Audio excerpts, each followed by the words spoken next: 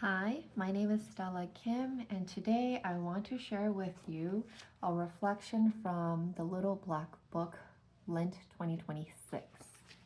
Today is March 10th, 2026, Tuesday, the third week of Lent. The reflection is titled Priest in Disguise.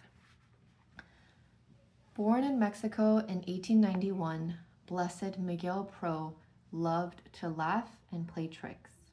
He grew up in a family with a strong faith and joined the Jesuits to become a priest. During his studies, the government in Mexico began shutting down churches. It became dangerous to be a priest, so Miguel had to leave the country. He studied in the United States. Spain, and Belgium.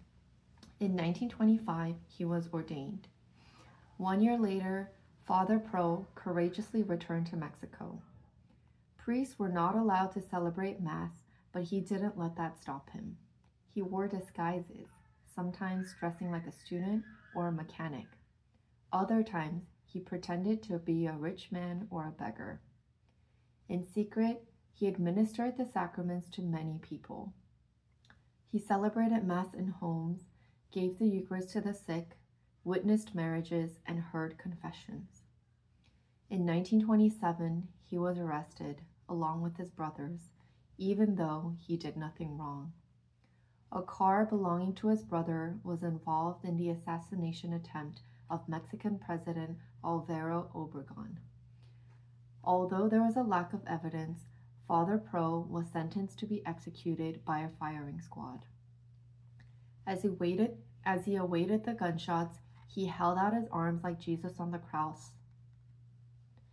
As he awaited the gunshots, he held out his arms like Jesus on the cross and shouted, "May God have mercy on you. May God bless you. Lord, thou knowest that I am innocent. With all my heart, I forgive my enemies." His last words were, "Viva Cristo Rey." Long live Christ the King. Photos of his death were printed in the newspapers. The government hoped it would scare people who dared to practice the faith. Instead, it inspired them. Tens of thousands of people packed the streets for Father Pro's funeral. Over time, the anti-clerical laws were repealed. For the Jewish people, the 71-member Sanhedrin was the highest court in the land. Like many religious or political leaders today, they were motivated by a mixture of true religious devotion, conscientious soul-searching, plus some insincerity, Like many religious or political leaders today, they were motivated by a mixture of true religious devotion, conscientious soul-searching, plus some insincerity, selfishness, bias.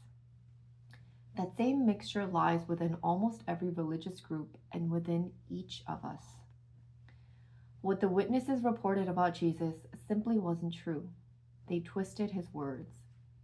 There is nothing worse than having people say things about us that aren't true.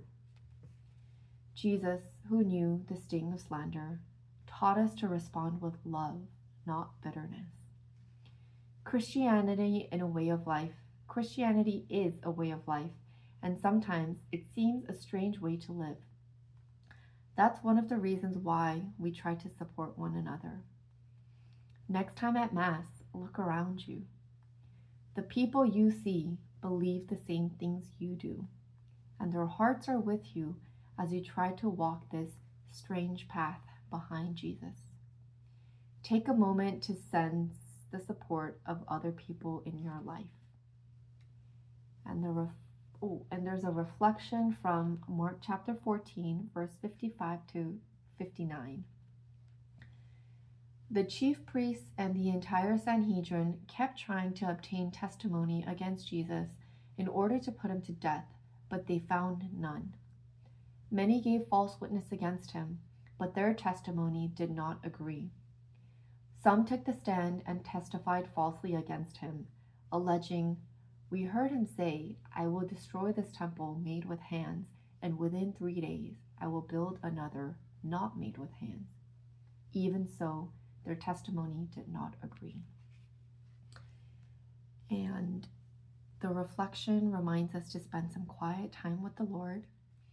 So I am off to spend some quiet time with the Lord, and I hope you take some time during this, especially during this Lenten season, to reflect, to meditate, to check in with Jesus, with the Lord. And I want to thank you for allowing me to share today's Lenten reflection with you. Don't forget to spend some quiet time with the Lord.